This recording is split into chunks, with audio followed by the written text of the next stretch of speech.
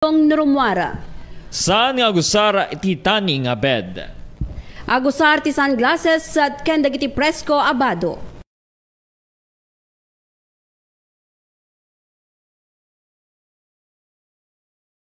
Tips tapno agsardeng ti tantrums dagiti ubing. Saan nga agbugaw wenno ngumato ti boses kaputasan na makatulong tapno agkalma ti ubing. Saan nga ite di tanyaman na kiddawen ti ubing tapno laeng agsardeng nga agsangit. Bagbagaan dagitoy itinasaya at awagas. Mga ramid ti wagas tapno may bawing ti atensyon dagitoy gaputa ababalaeng ti attention span dagiti ubing. Makiayayam wenno ikan tinananay nga oras dagitoy. Okay, tuloy-tuloy. Hindi pagdadangkay ka dito yung malem. Ay ti programa po ti Pombohanay Paldaw. Nadagaang manan itirwara po. At talagang naka-barbara ni Apo Init. Kadigito ya po aglalaw. Di kita da iti tawag na ni kiti tatita pantaya sakit daging kikabsat medyo linong-linong kay hanggang mapangit din nalamis nga lugar. Okay, kadigito guntaway king kabsat kasko ni kita ti mo guntaway ito pagsaritaan amuna ni parwara po iti kalabes king kikabsat nga ti richest man wano ka baknangan ti paggilan ti nga Pilipinas pakiramanan wano ti tingnan natin nga richest Ibuan billionaires sa iti pagilian nga Pilipinas adat po ti listaan ni Manny Villar kababaknangan ging kikabsat batatana po dagiti investigasyon ni waweta po ti Security Exchange Commission but may nakita pa nagapinti pagsaritaan ana digiti stock manipulation ana kami ti maunggo ng stock manipulation kadagiti kun po makasangili tayo agan mapagpagyamanan tayo ni Attorney Kid Castro, king pikabsat na papaya po ti Land Bank of the Philippines kaya nagdama po nga maisursurwa po ti Northwestern University ti Criminal Justice po ni Attorney Kid Castro. Attorney, naimbag nga malem mo live kati mo po radyo lawag Attorney Castro. Yes sir, naimbagmat nga malem ken kasamit tin dagiti nayat nga dumdungig kadeti nalata ka programa sir. So I hope I will be able to deliver very well yung tanong regarding to this issue of the Villar Land Holdings Corporation. So this is all about yung kanyang pag-surge ng reported income from 1 trillion last year, okay, from 1.46 billion in 2023 due to lack of due to land revaluation. So when you talk about land revaluation, ito kasi yung di ba kasi when you talk about land, so may valuation ng bawat lupa may valuation niyan. So ngayon yung ating yung Villar Group, syempre yung kanilang main business is on realty, okay, real estate, okay, yung kanyang business. So ngayon sa real estate business, so we know for a fact na when you talk about land, so yung land kasi kung it will start initially as a bare land, kung bare land lang yan, so when you talk about bare land, so wala pang development that was done or any form of improvement to that land, so definitely yung kanyang value would be lesser. So ngayon, when there is already a development into that particular land, like for example, merong mga napatayong mga business establishment, like in the case of the establishment of a mall. So kung may mall na napatayo dyan, so the presumption of the realtors is that there is now a jack up in the price because of the potential of that particular land na magiging business area yan. So definitely maraming magnenegosyo dyan.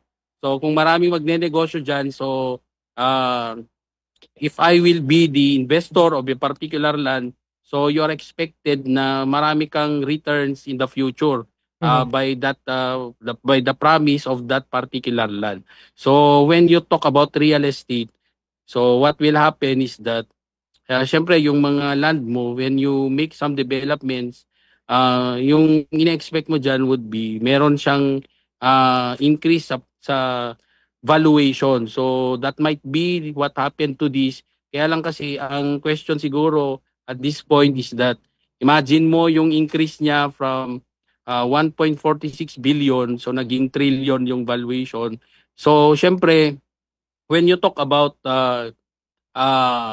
pag attract ng inyong tawag nito yung mga investors, so considering the fact na it jack up to trillion, so syempre pag ikaw ay isang investor, you might as well be attracted to get into that kind of business dahil nga sa malaking increase. So ngayon sa tingin ng iba, okay, so although yung when you talk about valuation, there is subjective, that is subjective in nature kasi nakadepende yan sa mga real estate appraiser, okay, kung magkano yung kanilang i-value sa isang property. So more often than not, syempre yung ikaw kung may-ari ka ng negosyo, so gusto mong magandang tingnan ang iyong negosyo, na lalo kung that is exposed to, ay ino-open mo yung investment to the common public through the buying of shares of stocks. So gusto mong i-portray yung inyong business na nagge-generate ng so much income. Syempre pag ako naman investor, gusto kong mag-invest sa'yo dahil nga nakikita sa inyong report na kayo ay kumikita ng ganon kalaki. So if I will invest my money to you through buying shares, so definitely it will promise a good return. Okay, so ngayon sa tingin naman ng SEC, syempre sobrang laki yung increase ng kanilang income. So according to them, they will conduct an investigation to that. Baka merong something like insider trading na nangyari doon, or merong manipulation on the valuation of those lands na sa tingin nila parang na sa tingin lang naman nila na parang nakakaduda naman yung jack up ng increase ng mga valuation ng lands, which eventually turn the business to be a very profitable business that might be okay somewhat parang sa punto ng ating mga investors parang isang paraan ng panloloko. Yun lang ang nakikita nila, but they are not also insinuating that meron ngang ganon. Kaya nga gagawan nila ng investigation para to clarify issues. Kasi so far, sa tingin nila parang yung bigla talagang paglaki ng kanilang income through land valuation, parang may gray area doon or may question. Okay. When you're attorney, okay. Attorney muna, ano giti kami makukunang stock manipulation? Malaksid ka diti baga nga sa dakkel ti bentahin na itimay sa kumpanya kas lumaning na example mo nagiti patagder kay timol ado digiti grand. So para giti viewers tayo, iti stock manipulation. Ano hindi makukunang stock manipulation, attorney? Okay, so when you talk about kasi merong mga very complicated din kasi when you talk about the stocks, kasi it involves commercial law, so mercantile law ito. So in simple terms lang na lang siguro ang approach natin para marinig, para maintindihan ng ating mga tagapakinig. We should not take it na in yung tawag dito yung approach lang natin is in layman's term para maintindihan.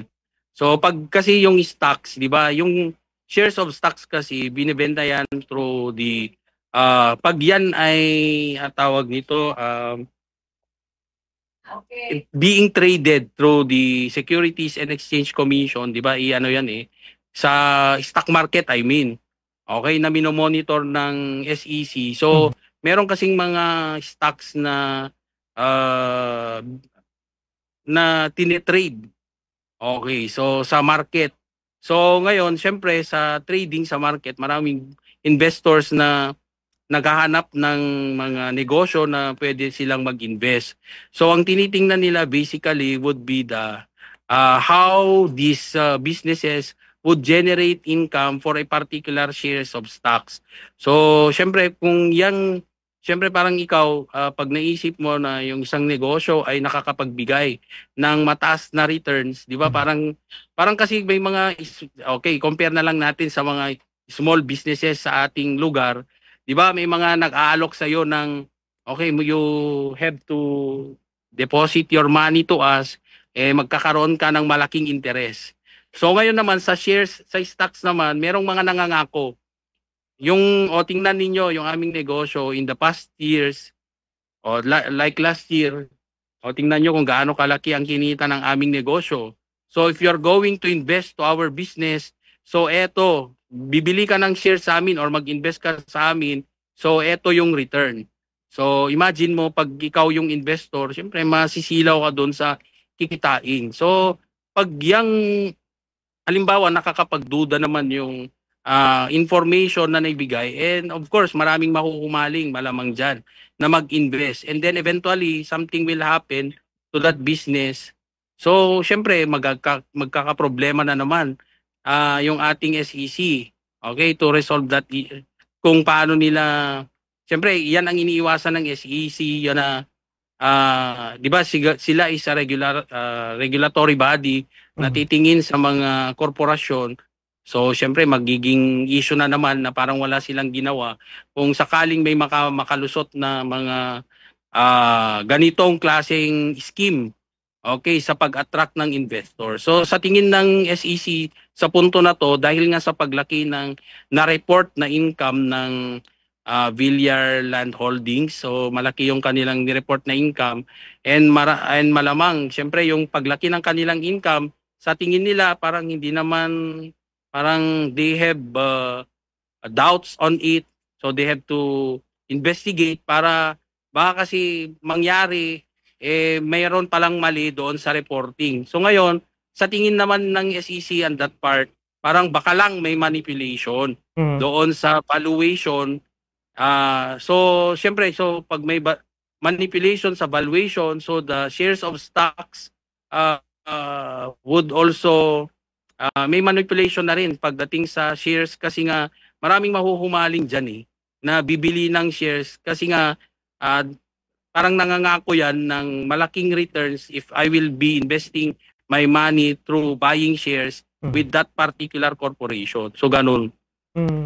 Attorney, no, update stock manipulation, kaligitoy. So, mas bentahay ko na tayo, iti kumpanya, iti nadig stock manipulation. So, bentahay, iti sa kumpanya, attorney. Yes, definitely. Kasi, syempre, tayo naman, mga common, ordinary people, syempre, we are also looking for a business where we can invest our money.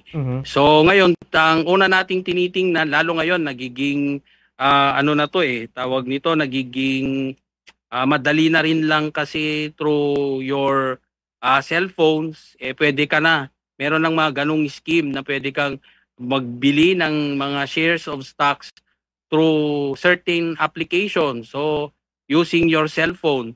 So, syempre, pag titingin ka doon, merong mga magpapakita na mga negosyo na nag-o-offer ng mataas na returns or income or sa iyong investment. So, syempre, pag nakita mo yung kumpanya na yan ay nag-offer ng mataas, so malamang you will invest your money. So, in the past, by experience, may mga ganyan kasi na nangangako ng mataas na returns, so maraming nag-invest, and eventually later on, hindi pala makatotohanan yung information na yon that resulted to of course, yan, nagkakaroon ng maraming reklamo. Gaya ng mga nangyayari nga sa mga tawag nito, multi-level marketing, di ba sir? Yung mga tawag nito, mga pyramiding, parang ganyan. Okay, na yun lang kasing pyramiding, meron kang mga layers ng pagdating sa income. Pero ito kasing shares of stocks, you directly invest your money to that company through buying of shares. Okay, so bibili ka ng shares with the promise na makakatanggap ka na malaking income in return. So yon ang ano niya, yung ang that is yung way of yung stock manipulation na sinasabi. So ang impact niya malamang yan would be the loss of confidence of people by investing their money through shares of stocks or through our mga yung sa malamang yung mga tao pag halimbawa parang yung pinangako ay hindi makakamit kasi nga parang minanipulate lang. Okay, so yung pinangako hindi may deliver eventually.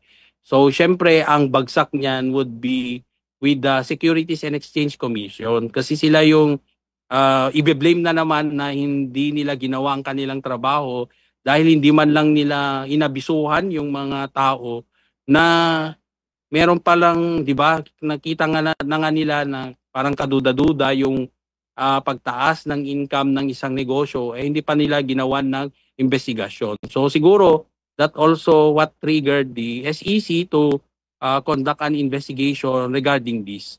So okay. yan, sa tingin ko naman hindi naman masama yan. Hindi naman masama. Sa nga share, ngam hamot nga nag-boom GJ ginatang ko nga share, giant nga umintramatan. So tiyaga adamat no kanigiti SEC nga investigar. Okay. May salangan din sir, amo kadto dikiti kumiko mo attorney. No, yes, dadi kiti kastoy nga mapaspasama ka. Nga apay nga dadi kiti mga rami ti kastoy nga stock manipulation attorney kadigiti negosyante.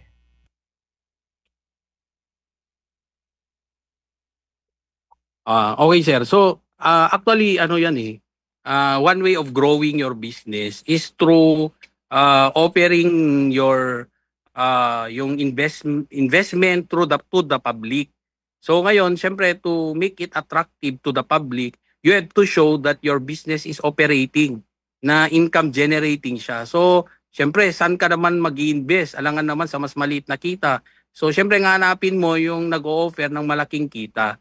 So ngayon, syempre yung mga negosyo natin to attract also the ordinary people, gagawa sila ng paraan na ipakita sa mga tao na eto yung aming kinikita. But then again, dito naman it's more of a speculation muna on the part of the SEC kasi may speculation kasi nga masyadong malaki. Hindi siya, yung increase kasi ng income is extraordinary.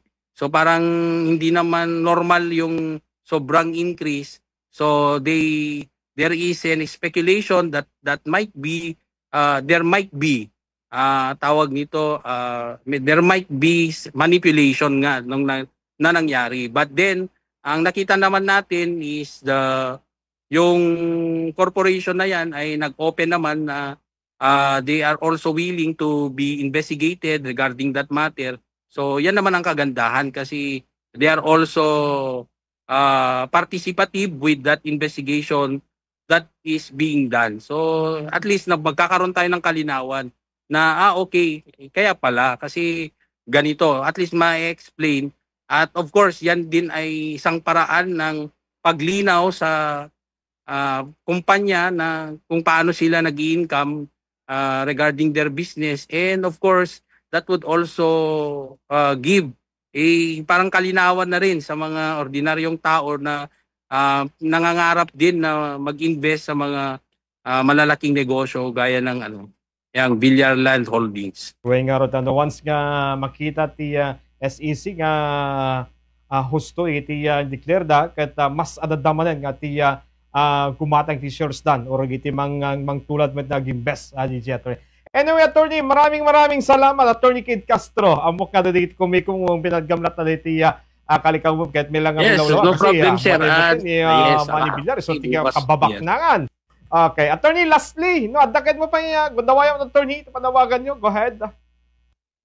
Okay, so syempre tayo naman we hope that we were able to explain it in our simplest way kasi pagdating sa mga ganitong usapin talagang complicated din. Okay, very highly technical yung mga terms. Kaya we make it a point na sinimplihan natin para maunawaan ng lahat. So, yun lang sir. And of course, bukas nasa tayo, Solsona. So, abangan nyo ako dyan. Ano lang naman to, pag-usapan din natin ang tungkol sa Juvenile Justice and Welfare Act with the PNP, Solsona, and DLGU as well. So, yun. And of course, yung pinangunahan yan ng kanilang SK chairman, si Mr. John Leganiron. Okay, once again, maraming salamat at mabuhay po kayo, Attorney Kit Castro. Yes, sir. Salamat, sir. Okay, yun na po, Attorney Kit Castro, at dama pong manhera po iti Land Bank of the Philippines, kaya kastameten, kaya kapsat, ismo na timesa po, iti Criminal Justice Professor po, iti Criminology, iti Northwestern University. Ayun, game kay kapsat, iti tibiyang po, the Security Exchange Commission, when SEC, at dapat iti panang imbestigar, deti kinabaknang, ti bilyar, motemeten, no kasod kinabaknang, karaman ni suna po, kadigiti kababaknangan, iti bilyonaryo, ti pagiliante nga Pilipinas. So, iti kaduda-duda, anda digiti apay nga kasod ti biglalat na nga dimakal, iti shares na, o iti kinabaknang na po, iti kadatawan. So nga tata, itibiyang po ti Security Exchange Commission, aday wide na po investigasyon. Ngem no para kanyak, niya po bilyar, no siyak mo agad, may kayat ko pa kasi mas bumanglo ka pa, no awan di makita nga madi, itibiyang ti Security Exchange Commission. Kim kikabsat, di ba? O, so kadikiti negosyante, so nga kung nagtatay, kasano ka nga explain, kasano ko nga tanga, ay, so nga, but anyway, napinta sa tiya po nga banag, kasi dakila banag po, kadeto nga ba nagtibiyang po ti Bilyar Corporation Game King Kapsa. Okay, damdama po. Ito tuloy pa nagdadangkay. Kalpas lang sa mga pamalagi pa. Kasano mapagtali na edda anadalos digiti makan. Ugasan ti ima sakbay nga igaman digiti maluto. Dalusan digiti usaren iti panagluto. Ugasan na nasayaat digiti taraon. Pagsisinaen digiti taraon depende ti klase da. Pagtali na eden na napudot digiti taraon kalpasan analuto.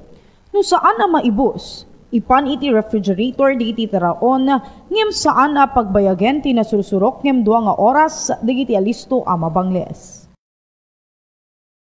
Kasano ang maliklikan ti heat stroke? Agtalined iti oneg di pagtingan no nakarod di kinabara na itirwara. Agisuot karigiti nalawang nga arwaten ken ti kalugong nurumwara. Agusar di sunscreen nga daan ti SPF 30 agpangato. Uminom ti adu adanom wenno 8 abaso ti danom iti maysa